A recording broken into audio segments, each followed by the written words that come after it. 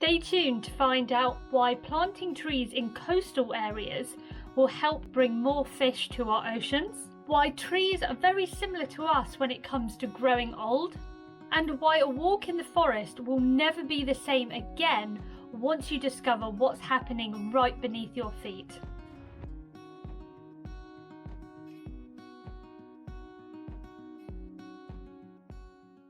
Thanks for joining me for the book The Hidden Life of Trees by Peter Wallenburn. I think I've pronounced that right. I was published in 2017.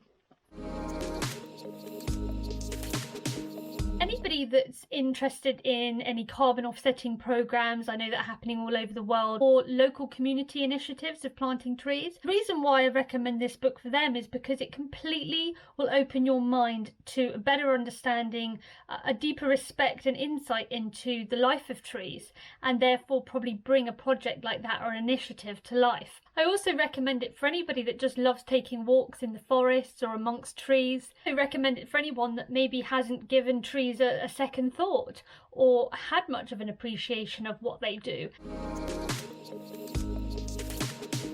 We've all heard the saying that everything's connected within nature, right? When I discovered this thing in the book, I realised just how true that was. When leaves fall from trees and flow into rivers and streams, they actually leach acids. Leach meaning just drain away acids into the ocean, and they actually stimulate the growth of plankton. Now, we know plankton is the most important building block for the food chain in the oceans, and that's why it encourages more fish. Once this marine chemist discovered this, he actually encouraged more trees to be planted in these coastal areas, and they actually saw that it increased the yields for the fisheries. Now, considering we all know that the fish stocks are really depleted in our oceans, this is incredible and completely blew my mind how connected the leaves from the trees are to the building blocks of the food chain in the oceans. Let's talk about skin. So if we talk about skin from our own skin, we know that it acts as a barrier against pathogens entering our body. We know it holds in the fluid. We're mainly made up of water. We know that it sags with age. But how does that relate to trees? Well, there's a lot of similarities with that. We just use different vocabulary. So we talk about bark when it comes to trees.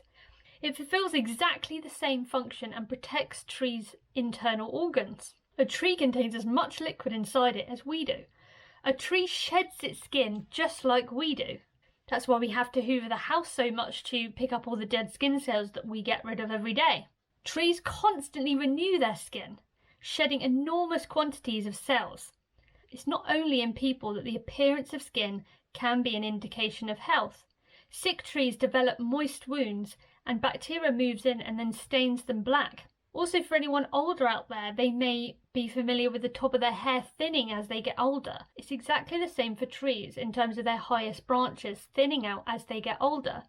There's even more comparisons in terms of the tree getting wider and more plump as it grows older, and there could be some parallels between older people in that sense. That is an incredibly sweeping statement. I know there's older people that don't, but there's so many similarities that Peter draws for us, almost these emotive human side to trees that you just never knew existed before. The caring nature of trees for their loved ones, even if a tree gets cut down and just a stump is left, how those surrounding trees actually get on board to help keep that stump alive for a while, feeding it nutrients.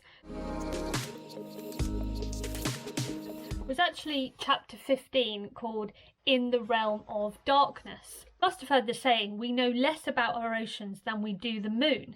We know even less about the soil in forest than we do about oceans. So you can imagine just how much there is to discover about the soil. There is a type of animal that exists in the soil beneath our feet in forests that are usually undisturbed forests, so healthier forests, called weevils, spelt W-E-E-V-I-L-S. And with such a cool name, they're actually quite a cool creature. So they're like elephants. They have these long trunk-like faces where they use them to burrow through leaves, and they have these massive ears just like elephants. If you find weevils, you can be sure the forest has a long, uninterrupted history. If the forest were cleared in the Middle Ages and later replanted, you won't find these insects. In Europe alone, there are about 1,400 species of weevils. Why would I recommend this book to a friend?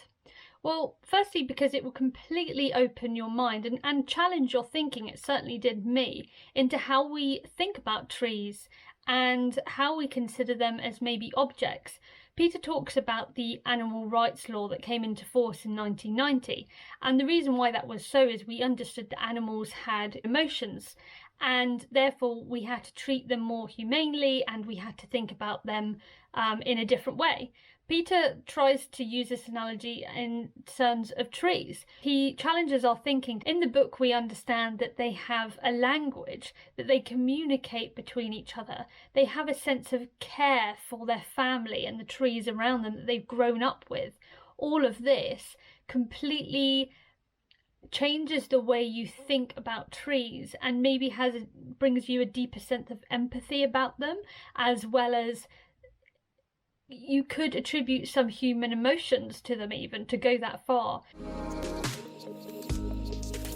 Funnily enough, inspired me to read more about trees and the way they communicate. So there's a part in the book where Peter talks about how trees react to a giraffe coming to eat some of the fruits or seeds on the tree, and how it communicates that sort of warning system to the other trees around it. It also inspired me to look into local tree planting initiatives, particularly in local area. We're currently in Wales and I wanted to find something local, and there was actually a community project called Stump Up for Trees, which I think is an awesome name, and their aim is to plant, I believe, 1 million trees, and so I started following them on Instagram. Definitely going to keep up to date with what they're doing.